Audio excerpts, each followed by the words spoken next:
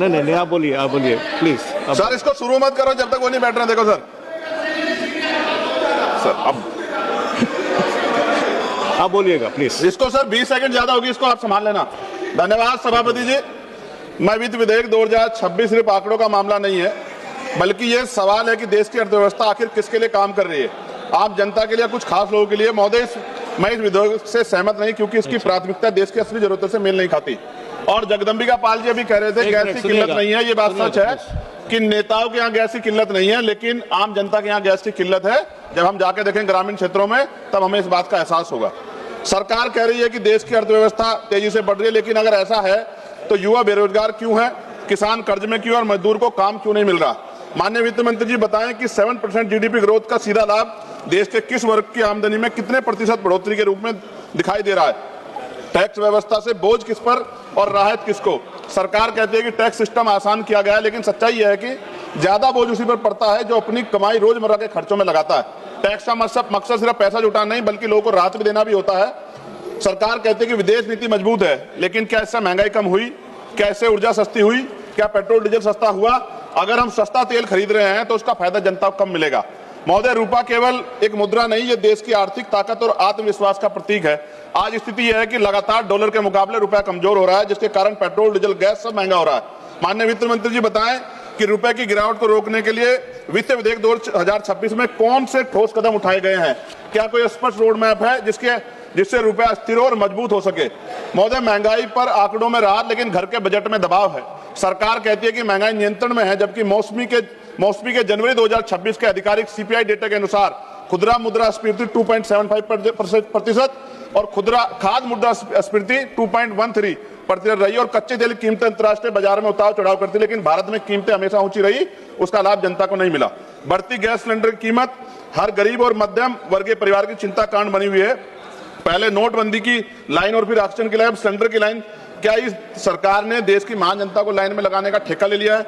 आज पिछले कुछ दिनों से बेमौसम बारिश हो रही, जिसकी वजह से किसान की फसल खराब हो रही है। माननीय वित्त मंत्री बताएं कि बेमौसम बारिश से प्रभावित किसानों को समयबद्ध और पर्याप्त मुआवजा देने के लिए इस वित्तीय विधेयक में क्या ठोस व्यवस्था की गई है। महोदय, एमएसएमई क्षेत्र भारत की अर्थव्यवस्था की वास्तविक रीढ़ है। छोटे उद्योग की सबसे बड़ी समस्या जटिल ऋण प्रक्रिया, समय पर भुगतान, डिजिटल संक्रमण की लागत, बड़ी कंपनियों से असमान प्रतिस्पर्धा और बाजार तक पहुंच। क्या इनमें से किसी समस्या का समाधान इस विधेयक में निर्णायक रूप से लिया गया है। माननीय वित्त मंत्री बताएं कि वित्त विधेयक 2026 में ऐसा कौन सा बड़ा कदम उठाया है कि एमएसएमई, ग्रामीण गैर कृषि क्षेत्र और महिलाओं के रोजगार को निर्णायक गति दे सके। 5 मिनट प्राथमिकता दी जाए ताकि व्यापार और किसान को इसका लाभ मिल सके। सभापति जी, सरकार कह रही है कि आधिकारिक दस्तावेजों के अनुसार 2025-26 संशोधित अनुमान राज्य के घाटा जीडीपी का 4.4% है। फरवरी 2026 के आंकड़ों भारत के पर लगभग 200 लाख करोड़ का कर्ज है। माननीय वित्त मंत्री बताएं कि ये कर्ज किसके लिए है और उस पर ब्याज का बोझ कितना है, ये कर्ज देश के विकास के कितने काम आ रहा है और उससे उस पर लाभ समाज किन वर्गों को मिल रहा है। नगीना लोकसभा में माननीय वित्त मंत्री जी बताएं इस वित्तीय विधेयक के नगीना क्षेत्र की सड़क और बुनियादी ढांचे के लिए क्या विशेष प्रावधान किए गए। मैं मांग करता हूं कि नगीना क्षेत्र में राष्ट्रीय राजमार्ग नेटवर्क से प्रभावी रूप से जोड़ा जाए, विशेष रूप से नगीना, बिजनौर और मेरठ कॉरिडोर को प्राथमिकता दी जाए ताकि उद्योग और व्यापार पर किसानों को सीधा लाभ मिल सके।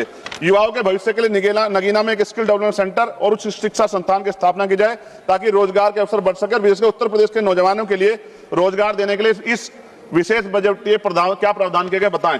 महोदय, जब तक विधेयक रोजगार को केंद्र में नहीं रखता, किसान को गारंटी देता, छोटे व्यापारी को राहत देता, मध्यम वर्ग को वास्तविक कर न्याय नहीं देता, महिला सुरक्षा सुनिश्चित नहीं करता और शिक्षा स्वास्थ्य को राष्ट्र निर्माण की केंद्र धुरी नहीं मानता, तब तक इसे आदर्श बजट कहना गलत होगा। सभापति जी, पक्की नौकरियां खत्म है, आउटसोर्सिंग पर नौकरियां है, क्यों ना कहा जाए कि बहुजन विरोधी सरकार है। सभापति जी, विमुक्त और घमंतु जातियों के सशक्तिकरण के लिए इस बजट में क्या विशेष प्रावधान है। दिव्यांगजनों के सशक्तिकरण के लिए इस बजट में क्या विशेष प्रावधान किया गया है। पुरानी पेंशन का लाभ आप क्यों नहीं देना चाहते। प्रमोशन में रिजर्वेशन SC ST OBC कर्मचारी अधिकारी क्यों नहीं आप देना चाहते। सारे सरकारी स्कूल को बंद करके गरीबों के बच्चों के शिक्षा के दरवाजे बंद करने वाली सरकार गरीबों की हितैषी कैसे हो सकती है। डबल इंजन की सरकार ने 2022 में सर वादा किया कि हम किसानों की बिजली माफ करेंगे और उनका कर्ज माफ करेंगे, लेकिन हमारे यहाँ सोने के तारे में उत्तर प्रदेश बिजली आती है, गरीब आदमी उसका बिल नहीं अफोर्ड कर पाता।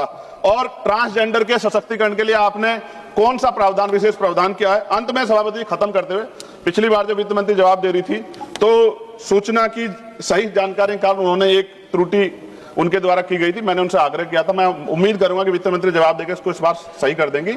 आपने मुझे अवसर दिया, इसके लिए धन्यवाद। जय भीम, जय भारत। धन्यवाद।